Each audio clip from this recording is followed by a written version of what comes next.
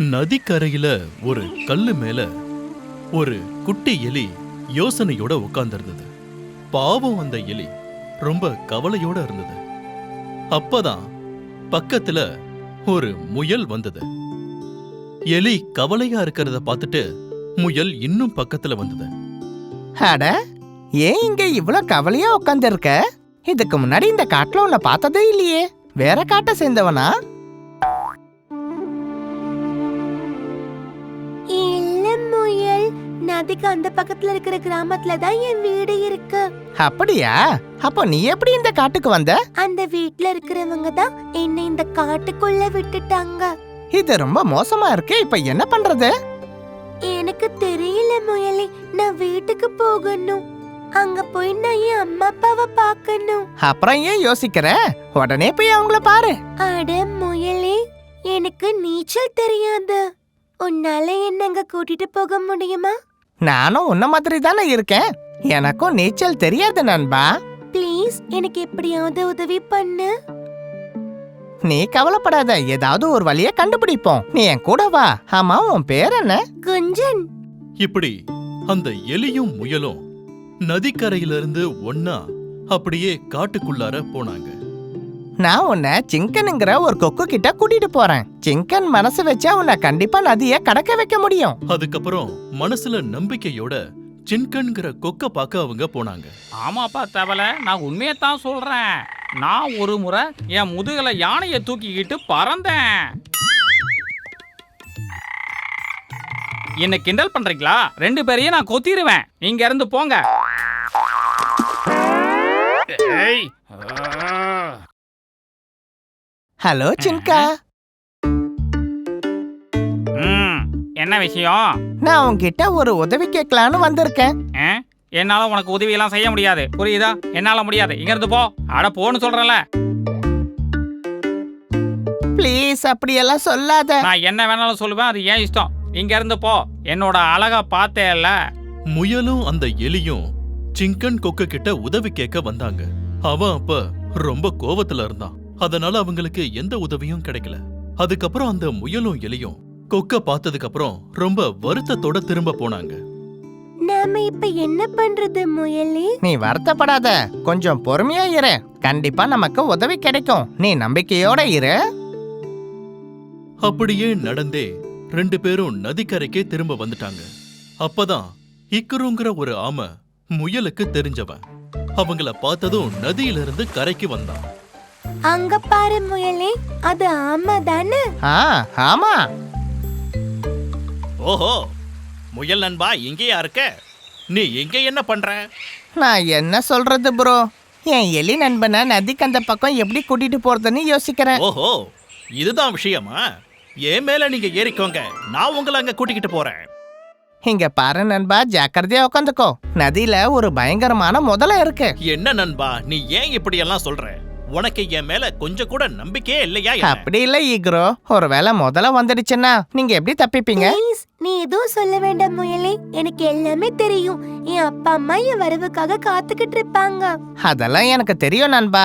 நீ கொஞ்சம் பொறுமையா இரு. நம்ம ஏதாவது ஒரு வழிய பார்க்கலாம். இல்ல, அதுக்கு அவசியமே இல்ல. நான் இவர் கூட கிளம்ப போறேன். முயல் நண்பா, பயப்படாத. நான் எந்த ஆபத்தும் இல்லாம, எந்த பிரச்சனையும் இல்லாம எலி நண்பனை அந்த கரையில போய் சேர்த்துடுறேன். ஆமை மேல பயணத்தை ஆரம்பிச்சதுல எலிக்கு ரொம்ப சந்தோஷமா இருந்தது. அவன் மனசுல வீட்டுக்கு போற ஆனந்தம் இருந்தது. அவனோட சந்தோஷத்தை கட்டுப்படுத்தவே முடியல. நதியில இருந்த தாமரைப்பூ மேல நிறைய பட்டாம்பூச்சிகளும் தும்பிகளும் பறந்துகிட்டு இருந்தது. இவங்க போய்கிட்டு இருந்த பாதி வழியிலேயே ஆமையும் எலியும் அந்த முதலைய பார்த்து ரொம்ப பயந்துட்டாங்க.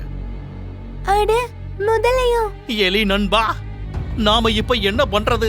சீக்கிரம் போ, இல்லனா அது நம்மள சாப்பிட்டுடும். ஓ, என்ன தைரியம் இருந்தா என்கிட்ட இருந்து தப்பிக்க பாப்பீங்க? முதல்ல சார், நாங்க அந்த பக்கமா போகணும். எங்களை நீங்க விட்டுருங்க. கண்டிப்பா நான் உங்களை விட்டுறேன். உங்களை சாப்பிட்டுட்டு நதிக்கரையில விட்டுறேன். அது வரைக்கும் இங்கேயே இருங்க. முதல்ல அண்ணா, நான் வீட்டுக்கு போகணும். என்ன விட்டுருங்க. என் முன்னாடி யார் வந்தாலும் உயிர் பயத்தோட தான் இருப்பாங்க. பாவம் அந்த எலி. இப்ப அதுக்கு எப்படி உதவி பண்றது? ஆமையே, நாம ஏன் திருடன் போலீஸ் விளையாடக்கூடாது? இங்க பாருங்க, நான் போலீஸ், நீங்க ஓடுங்க. ஒருவேளை நான் உங்களை பிடிச்சிட்டா நான் உங்களை சாப்பிட்டுருவேன். அதே நேரத்துல ஒரு தும்பி கரையில இருந்த முயல் கிட்ட வந்துச்சு. அதோட கண்ணை பார்த்து நடந்த மொத்த கதையையும் முயல் கிட்ட சொல்லுச்சு. முயலும் தும்பியும் மறுபடியும் ஒன்னா சேர்ந்து சிங்கன் கொக்க பார்க்க போனாங்க. சிங்கன் நமக்கு உதவி செய்வானா தும்பி? பண்ணுவாரு. அதுக்கு என்கிட்ட ஒரு ஐடியா இருக்கு. நீ என்ன சிங்கன் கிட்ட கூட்டிட்டு போனாலே போதும். சிங்கன் அந்த குளத்துக்கிட்ட தான் இருக்கான் நம்ம சிங்கன்.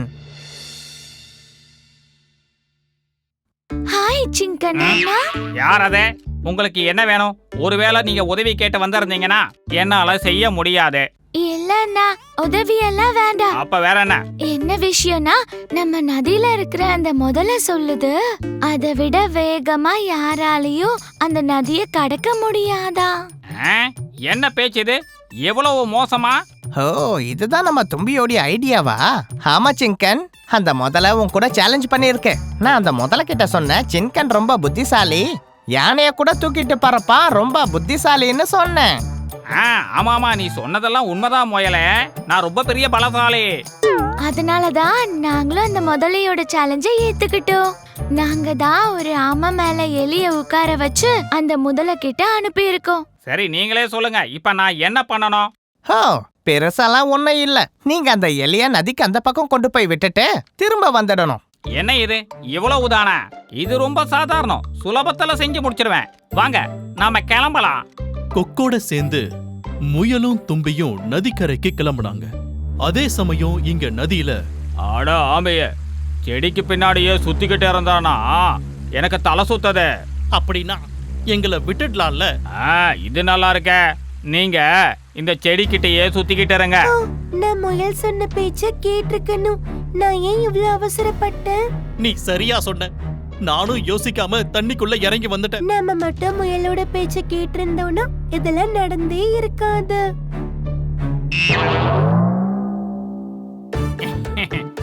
ஒரு சின்ன முதல்ல இந்த கொக்கு கிட்டயே போட்டு போறானா? பாத்தியா, உன்னை நான் எப்படி காப்பாத்திட்டேன்னு. இப்படி அந்த எலி அவங்க ஊருக்கு வந்து சேர்ந்தது. எலியோட அப்பா அம்மா அவனுக்காக காத்துக்கிட்டு இருந்தாங்க. யோசிக்காம அப்படியே தண்ணியில இறங்கி ஆபத்தை தேடிக்கிட்டதுனால ஆமை ரொம்பவே வருத்தப்பட்டுச்சு. முயல் அந்த தும்பி செஞ்ச உதவிக்கு பெரிய நன்றி சொல்லுச்சு. இங்க நம்மளோட சிங்கன் கொக்கு ஆமைய தோக்கடிச்சு அந்த மொத்த காட்டுக்குமே ஒரு ஸ்டார் ஆயிட்டான்.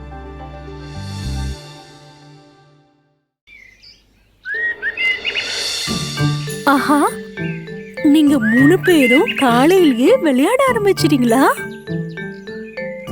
இதோ இப்ப நீங்க ஒரு பெரிய பொண்ணு பாக்குறீங்கல்ல, அவ பேரு மீனு. அப்புறம் இந்த சின்ன பொண்ணு இருக்கால, அவ பேரு பொண்ணு. அப்புறம் அவங்க தலைக்கு மேல 4 புறமும் சுத்தி சுத்தி விளையாடுறால, அவ பேர் என்ன தெரியுமா? அவங்கதான் குஞ்சு கிளி. ஒரு சமயம் மீனுவோட அப்பாவும் அம்மாவும் காலையில ரொம்ப தூரம் விவசாய பூமியில வேலை செய்ய போகும்போது மீனு, புண்ணு, அப்புறம் அவளோட குஞ்சு கிளி அவங்க பாட்டியோட பாதுகாப்புல இருப்பாங்க.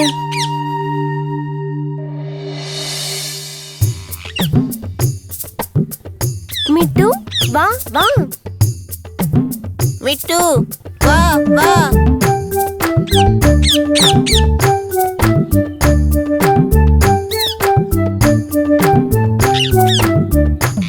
பொண்ணு, மீனு, ரொம்ப நேரம் விளையாடிட்டீங்க.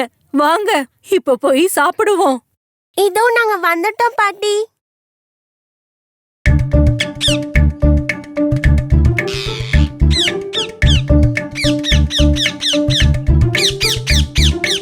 மிட்டுக்கு பசிக்கலையா? பாட்டி, அது இப்போதான் நெல்லு சாப்பிட்டுச்சு.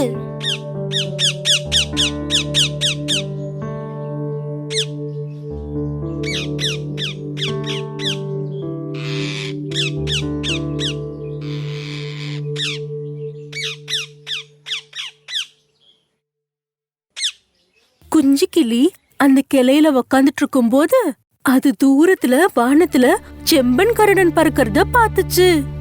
வானத்துல நாலாபுறமா பறந்துட்டு இருந்த செம்பன் கருடன் கீழே மரத்து கிளையில வந்து உட்கார்ந்ததும் அப்போ அந்த கிளி அது ரொம்ப பொறாமையோட பாத்துச்சு.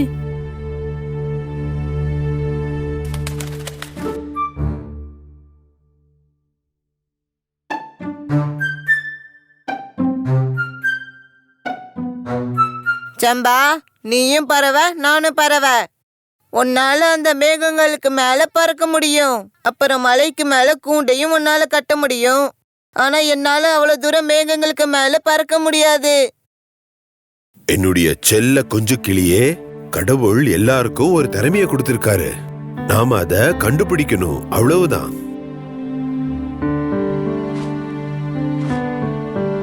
செம்பன் கருடன் பறவை என்னதான் அதுக்கு ஆறுதல் சொன்னாலும் குஞ்சு கிளிக்கு கொஞ்சம் கூட ஆறுதலே இல்ல.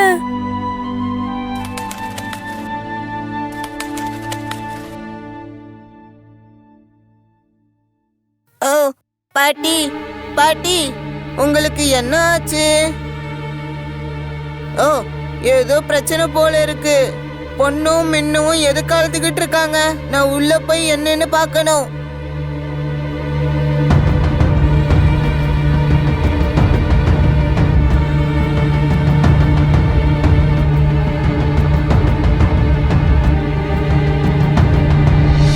அச்சச்சோ, பாட்டி அம்மா கீழே விழுந்துட்டாங்க. பாட்டி, பாட்டி, பாட்டி, என்னாச்சு?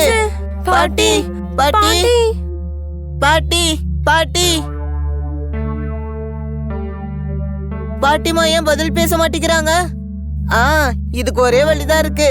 நான் இங்க நடந்த விஷயங்களை வயலுக்கு போயிட்டு ராயப்பா கிட்ட சொல்றேன்.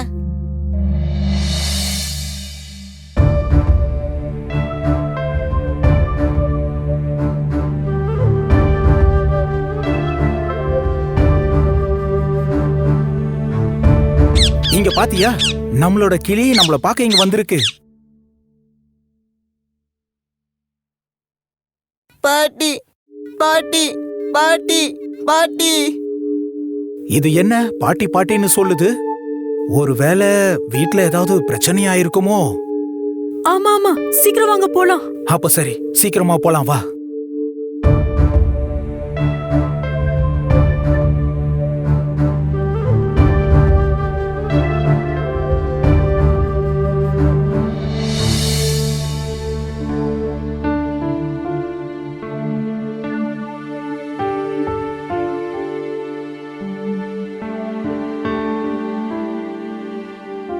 நல்லதா போச்சு, நீங்க நேரத்துக்கு வந்து எனக்கு மருந்து கொடுத்தீங்க.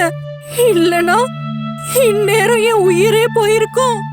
அது சரி, எனக்கு உடம்பு சரியில்லை விஷயம் உங்களுக்கு எப்படி தெரிஞ்சது? இது நம்மளோட கிளியோட புத்திசாலித்தனம். அது நாங்க வேலை செய்யற இடத்துக்கே வந்துருச்சு. வந்து பாட்டி பாட்டின்னு கத்திச்சு. அப்புறம் இதனால நம்ம குஞ்சு கிளிய எல்லாருக்கும் ரொம்ப ரொம்ப பிடிச்சு போச்சு.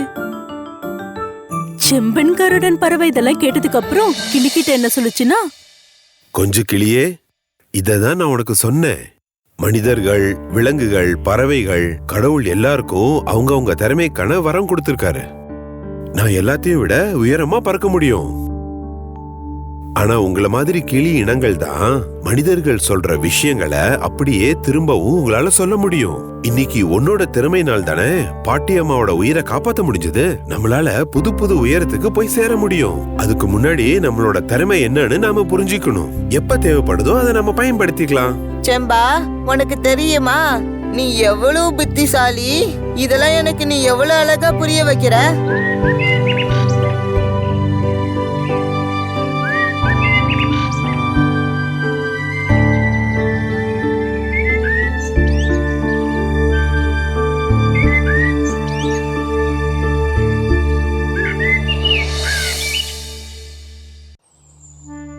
வழக்கம் போலவே சாயங்காலம் தேவதையும் அவங்க நண்பர்களும் அவங்க வழக்கமான விளையாட்டை விளையாடிக்கிட்டு இருந்தாங்க. ஏ அச்சு, எனக்கு ரொம்ப கோவமா வருது. நீ இந்த விளையாட்டுல ரொம்ப சீட்டிங் பண்ற. என்ன சீட்டிங்கா? அதுவும் நானா? இல்லவே இல்ல. அட, நீங்க சண்டை போடுறத நிறுத்துறீங்களா? வாங்க முதல்ல இருந்து மறுபடியும் விளையாடலாம். நான் தான் எண்ணுவேன். சரி, 1 2 3 4 5 6. கையில இருந்தது தண்ணி. தண்ணினா செடிக்கு ஊத்துனு. செடி கொடுத்தது பூவை. பூவை நான் அம்மாவுக்கு கொடுத்தேன். அம்மா சாப்பாடு கொடுத்தாங்க. நான் அத நாய்க்கு கொடுத்தேன். நாய் என்ன கடிச்சிருச்சு. பாவ் பாவ் பாவ். கொஞ்சம் அவுட். அது எப்படி? நீ போய் சொல்ற. நான் இத ஒத்துக்க மாட்டேன். என்னால இத கண்டிப்பா ஏத்துக்க முடியாது. நீ ஏத்துக்கிட்டு தான் ஆகணும்.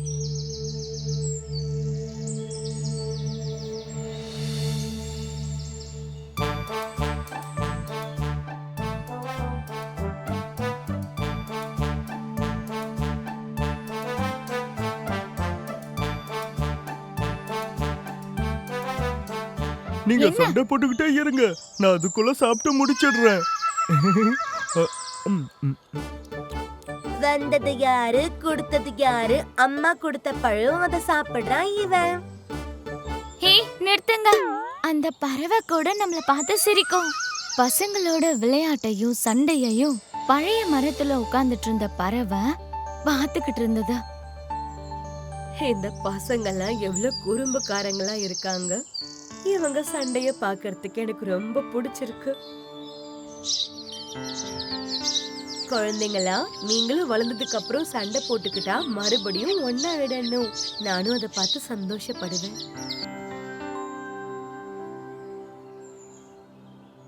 கொஞ்சம் தான் சீட் பண்ணிட்டா. அட விடு விடு. கேம்ல நீ ஜெயிக்கணுங்கிறதுக்காக தானே இந்த மாதிரி சொல்லிட்டு இருக்க.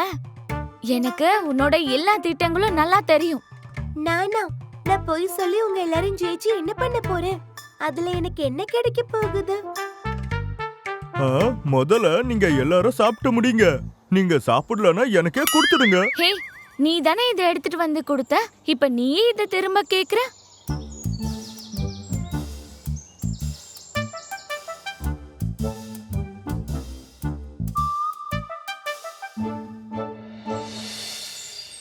அப்ப ஒரு வேட்டைக்காரன் அந்த மாங்காய் மரத்தை நோக்கி வந்துகிட்டு இருந்தான். அவன் ரொம்ப கவனமா அங்கேயும் இங்கேயும் பார்த்துட்டு இருந்தான். இந்த இடம் பார்க்கிறதுக்கு ரொம்ப நல்லா இருக்கே. இங்க நிறைய பறவைங்க கிடைக்கும்.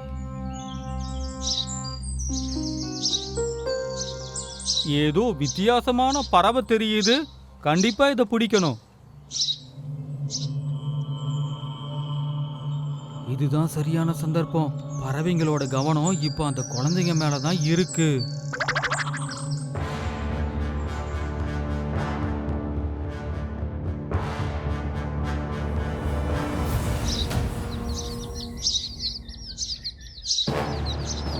கிடைச்சிருச்சு கிடைச்சிருச்சு. அட, அங்க பாருங்க, ஒரு வேட்டைக்காரன். அச்சச்சோ. அட ஓடுங்க.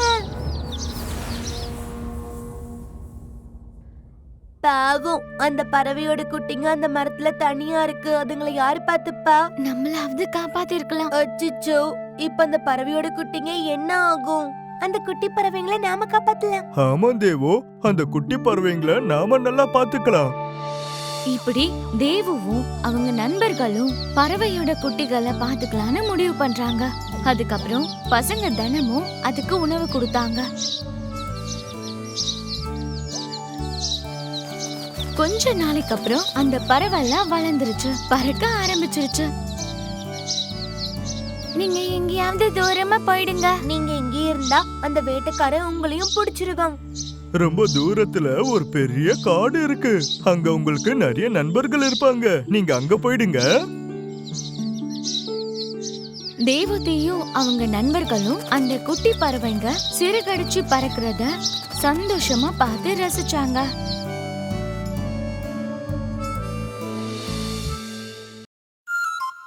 ஒரு நாள் நதியோரமா இருந்த ஒரு மாமரத்துல நண்பர்களான ஒரு பச்சைக்கிளியும் அணிலும் உட்கார்ந்து பேசிக்கிட்டு இருந்தாங்க.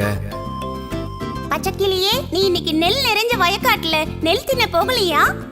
அங்கதான் நான் இப்ப போக போறேன் நண்பா.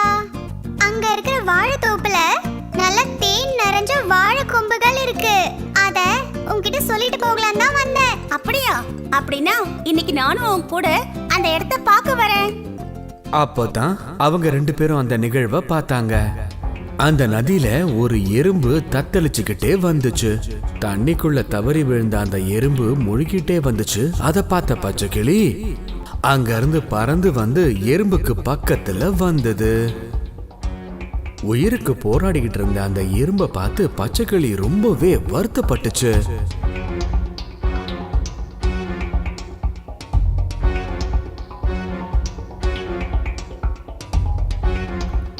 ஒரு நிமிஷம் கூட யோசிக்காத அந்த பச்சைக்கிளி மரத்து மேல போய் ஒரு இலைய பிச்சுக்கிட்டு வந்து அந்த எறும்பு பக்கத்துல தண்ணியில போட்டுச்சு. அந்த இலையில ஏறி ஒரு வழியா எறும்பு தப்பிச்சிடுச்சு.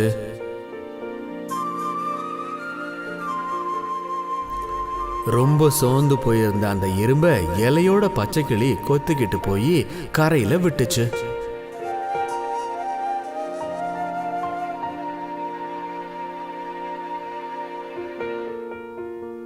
பச்சைக்கிளியே, நீ கரெக்டான சமயத்துல வந்து என்ன காப்பாத்திட்ட.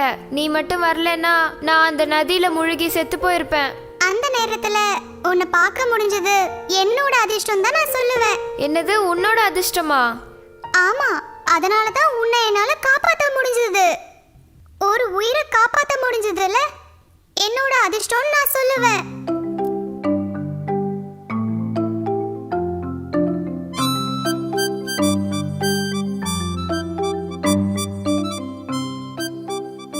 எறும்பே, நீ எப்படி இந்த நதிக்குள்ள போய் விழுந்த? அந்த கரையோரம் இருக்க மரத்துல தேன் எடுக்கலான்னு ஏறி போயிட்டு இருந்தேன். அந்த நேரத்துல எனக்கு கால் தடிக்கிருச்சு. அப்படியே நதியில வந்து விழுந்துட்டேன். கவனம் இல்லாம மரத்துல ஏறி நடந்தா இப்படிதான் நடக்கும். என்னதான் இருந்தாலும் கரெக்டான நேரத்துல அந்த பச்சைக்கிளி மட்டும் உன்னை பார்க்கலன்னா நதியில விழுந்த நீ அப்படியே கடலுக்கு போய் சேர்ந்திருப்ப. பச்சைக்கிளியே, இந்த உதவிய நான் காலத்துக்கும் மறக்க மாட்டேன். இதுக்கு பதிலா என்னைக்காவது ஒரு நாள், கண்டிப்பா ஒரு நாள் உதவி செய்வேன். கைமாறு செய்ய போறியா? நீயா? நம்ம தொண்டு இருக்கிற சின்ன எறும்பு வானத்துல சிறகடிச்சு பறந்து வட்டமிடுற பச்சைக்கிளிக்கு நீ திரும்ப உதவி செய்ய போறியா? செம்ம காமெடி பண்ணாம கிளம்பு. இங்க பாரு அனில், இந்த மாதிரி யாரும் இலக்காரமா பேசக்கூடாது. இங்க பாரு எறும்பு, இன்னையில இருந்து நம்ம எல்லாரும் நண்பர்களா இருக்கலாம் அப்படின்னு சொல்லிட்டு அந்த கிளி அங்கிருந்து பறந்து போச்சு. அணிலும் பக்கத்துல இருந்த மரத்துல ஏறி ஓடி போச்சு. ஒரு நாள் அந்த இடத்துக்கு ஒரு வேடன் வந்தான். வேடனுக்கு என்ன வேலை? வேட்டையாடுறது தானே. வேட்டையாடுறதுக்கு ஏதாவது கிடைக்குமான்னு தேடிக்கிட்டே வந்த வேடனுக்கு மரத்து மேல இருக்கிற பச்சைக்கிளி தென்பட்டுச்சு. உடனே என்ன பண்ணுவான்? வில்லை எடுத்து தயாரா வச்சுக்கிட்டான். அந்த வழியா உணவு எடுத்துக்கிட்டு வந்த எறும்பு வேடனை பார்த்துச்சு. விபரீதம் நடக்க போறது எறும்புக்கு புரிஞ்சிடுச்சு. அந்த வேடன் பாவம் அந்த கிளியை தான் குறி வச்சிருக்கான் போல இருக்கே. எப்படியாவது அந்த கிளியை காப்பாத்த ஒரு வழி பண்ணணும். எறும்பு அங்கிருந்து வேகமா ஓடி போய் வேடன் கால் கிட்ட போச்சு. போய் என்ன பண்ணோம்? நறுக்குன்னு ஒரு கடி.